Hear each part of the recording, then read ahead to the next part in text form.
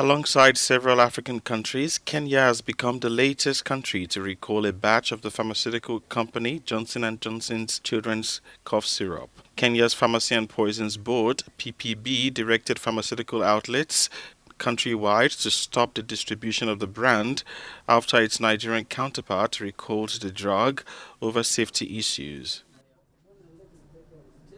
In this case of Benylin Paediatric syrup, the Nigerian authority, which is called NAFDAC, did a sampling of that medicine in Nigerian market, and then they found that medicine to be of poor quality.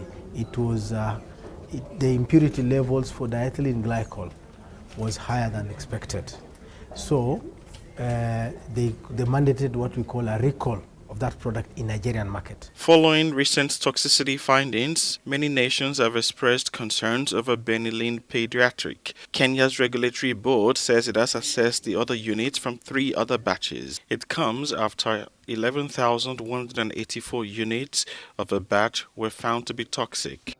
We followed it up with the local technical agent in the country who imported those products.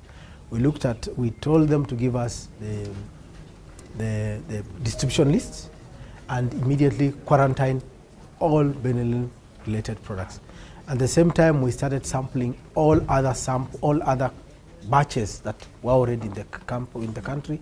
We looked at how much they were. They were actually in total about 44,000. Consuming diethylene glycol can result in acute kidney failure. The substance has been linked to deaths of dozens of children in Gambia, Uzbekistan, and Cameroon since 2022.